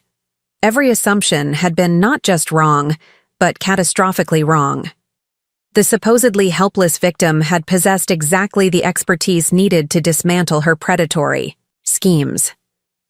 The supposedly dependent elder had sufficient resources and connections to build a legal coalition that could challenge her crimes. The supposedly declining mind had retained all the analytical power and professional skill needed to document her abuse comprehensively enough to ensure conviction and establish lasting legal protections. The servant's uniform that Rebecca had forced me to wear had become a symbol of strategic patience and ultimate victory. The degrading tasks she'd assigned had provided access to evidence that destroyed her. The isolation she'd imposed had given me time to plan and prepare for legal battle. Every tool she'd used to control and humiliate me had been transformed into an instrument of her own defeat. But beyond the personal victory, beyond even the professional satisfaction of building programs that had helped thousands of people, the most meaningful outcome had been the restoration and strengthening of the values Thomas and I had tried to build our lives around. the belief that every person deserves dignity regardless of their age or circumstances, the conviction that families should protect and cherish their elderly members rather than exploit them, the understanding that vulnerability creates obligations for protection, not opportunities for abuse. These values, which Rebecca had tried so hard to destroy, had not only survived, but had been embedded into legal frameworks, educational programs, and social policies that would protect vulnerable elderly people for generations to come. The foundation she'd attacked had become the bedrock for a movement that would outlast all of us. Tomorrow, I'll speak to an international audience about the work we've accomplished and the work that still needs to be done. I'll talk about legal strategies, policy innovations, and program development. But I'll also talk about something more fundamental: the truth that dignity is not something that can be taken away by external circumstances, that competence doesn't diminish simply because someone needs help, and that the most dangerous mistake a predator can make is underestimating someone based on their age or apparent vulnerability. 5 years ago, Rebecca Chambers thought she was giving me a wake-up call about my powerlessness in her household. Instead, I gave her, and everyone like her, a wake-up call about the consequences of targeting someone who refuses to accept victimization as inevitable. The maid became the master of her own destiny, the servant became the architect of justice, and the supposedly broken widow became the foundation for a movement that will protect elderly people long after I'm gone. That's what real legacy looks like, not just surviving abuse, but transforming the experience into protection for others. Not just winning individual justice, but creating systemic change that prevents future crimes. Not just restoring personal dignity, but establishing the principle that dignity is a fundamental right that doesn't diminish with age. The gray uniform hangs in my office as a reminder of where this journey began, but it's no longer a symbol of humiliation. It's become a symbol of the most important truth I've learned in 7 decades of life. Sometimes the greatest victories come from allowing our opponents to underestimate us while we gather the tools for their complete and permanent defeat. Rebecca wanted to strip away my dignity, my independence, and my voice. Instead, she gave me a platform to fight for the dignity, independence, and voices of elderly people everywhere. She thought she was reducing me to nothing. Instead, she helped me become everything I was meant to be, and that, perhaps, is the greatest wake-up call of all. The realization that our attempts to diminish others often end up revealing the full extent of their strength, and that true power lies not in the ability to control others, but in the capacity to transform even the most painful experiences into forces for justice, protection, and positive change. The servant's story has become a testament to the unbreakable nature of human dignity and the power of refusing to be diminished by those who mistake age for weakness, grief for helplessness, or vulnerability for defeat. In the end, love and justice proved stronger than manipulation and abuse. Dignity proved more powerful than humiliation, and the supposed victim became the architect of her oppressor's downfall. That's a wake-up call that will resonate for generations to come. Up next, you've got 2 more standout stories right on your screen. If this one hit the mark, you won't want to pass these up. Just click and check them out.